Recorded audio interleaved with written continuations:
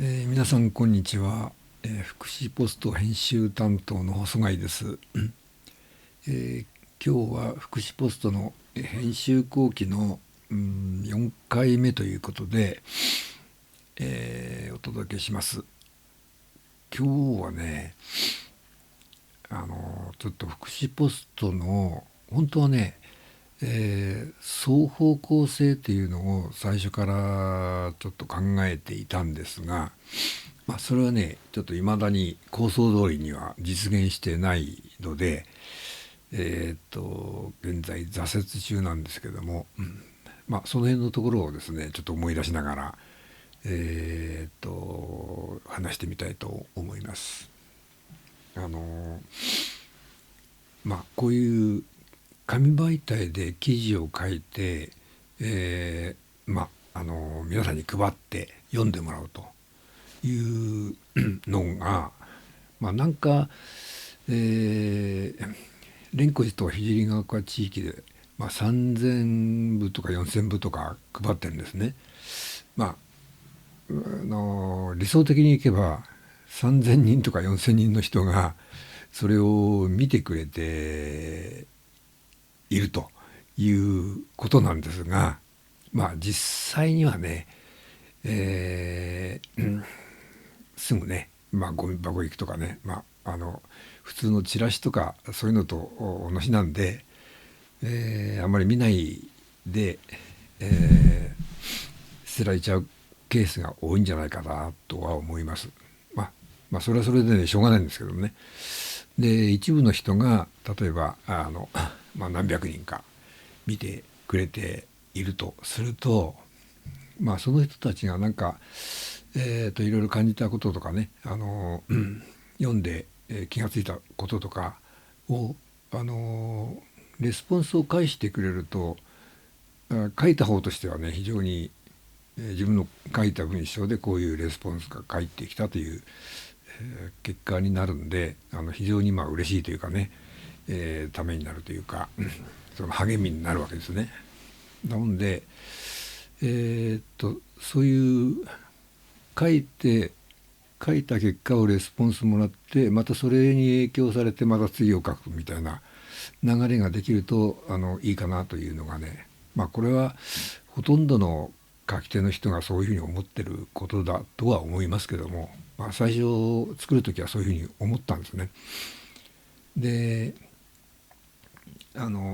何かしらちょっと具体的にそういうレスポンスを、欲しいなということで一度だけねあのアンケート用紙をこう閉じ込んでね、これ閉じ込むのも結構大変だったんですけども、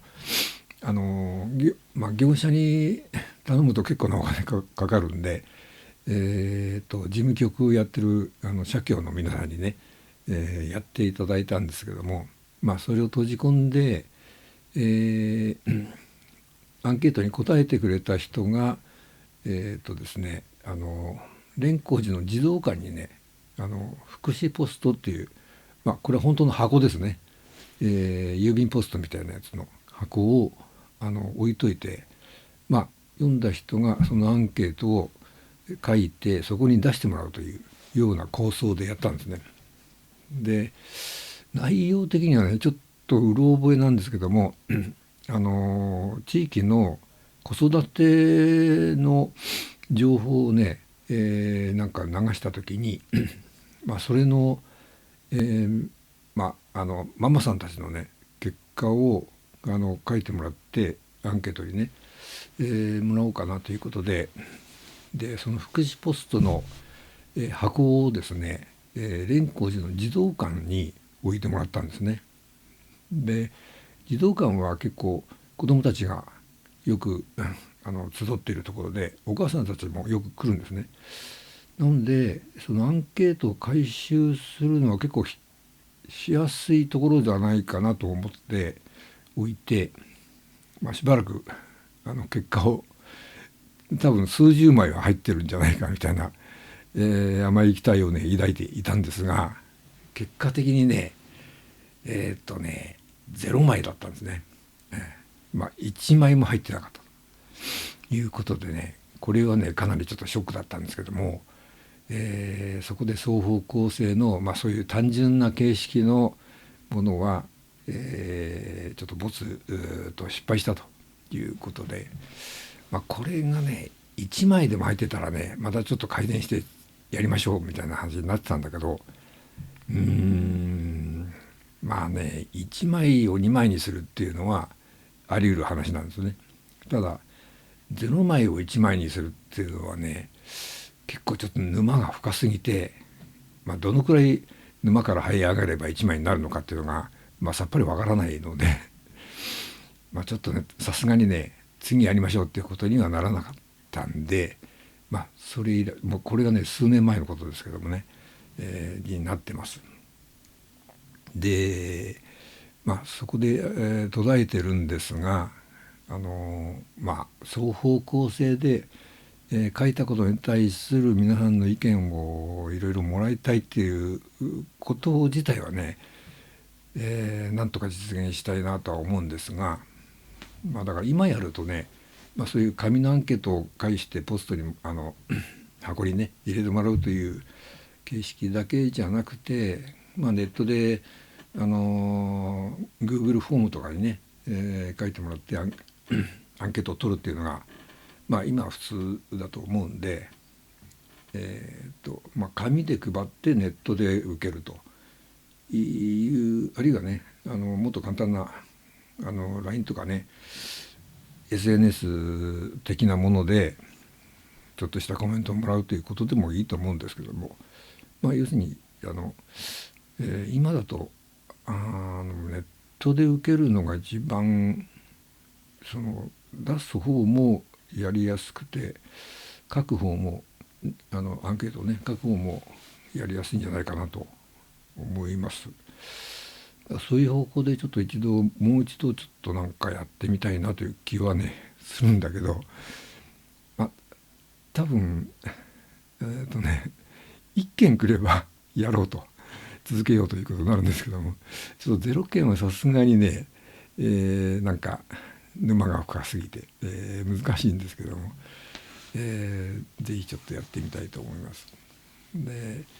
だんだんねその紙で情報をね、記事として配るということもねあんまりあれですよね、時代に合わなくなってきているっていうか、ネットで配信してネットで受けるみたいな方向に、